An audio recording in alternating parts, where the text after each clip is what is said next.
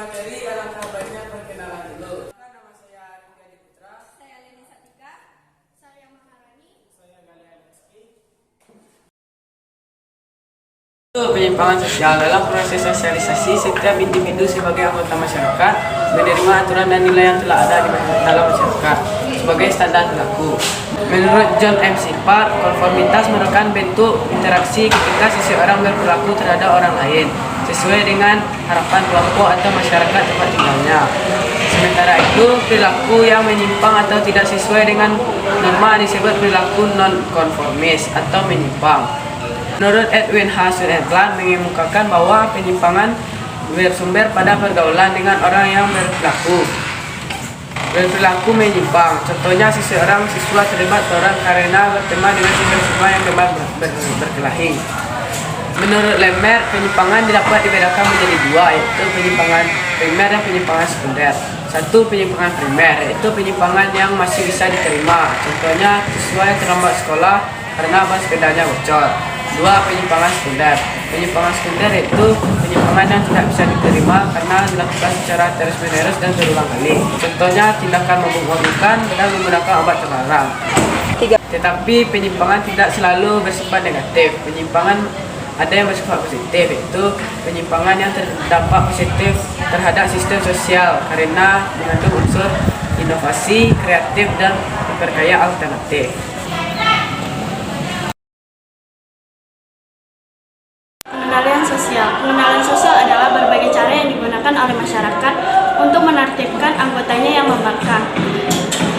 Tujuan pengendalian sosial adalah memaksa individu untuk beradaptasi dalam suatu kebiasaan dalam suatu kelompok.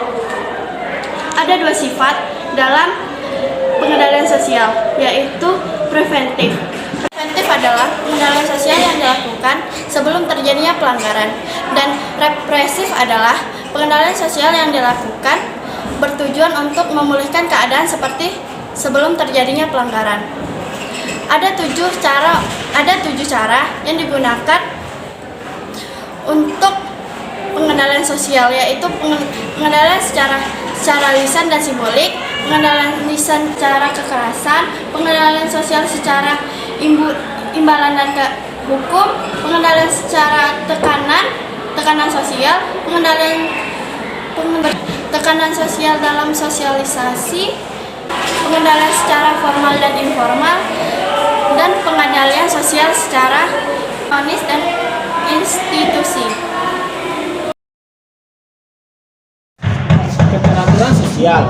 Keteraturan sosial dicapai jika dalam interaksi sosial setiap individu yang melaksanakan hak dan kewajibannya sesuai dengan peran yang dimilikinya.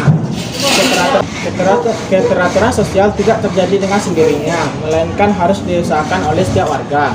Keteraturan sosial tidak berarti suatu keadaan statis karena masyarakat pada dasarnya bersifat dinamis. Peranan lembaga sosial dalam ketertiban sosial. 1. Polisi. Polisi sebagai aparat negara yang bertugas dan memelihara keamanan dan ketertiban serta mencegah dan mengatasi perilaku penyimpangan anggota masyarakat sehingga terciptanya ketertiban. 2. Pengadilan. Pengadilan merupakan alat pengendalian sosial agar seseorang berhati-hati dalam bertingkah laku sehingga tak terjadinya penyimpangan. Pengadilan memberi sanksi kepada orang yang terbukti bersalah berupa denda, kurungan, atau penjara. 3. Adat. Adat merupakan lembaga atau pranata yang terdapat dalam masyarakat tradisional. Orang yang melanggar hukum adat akan dikucilkan, diusir sesuai perbuatan yang dilakukan. 4. Tokoh masyarakat. Tokoh masyarakat adalah orang yang memiliki pengaruh sehingga ia dihormati, disegani masyarakat.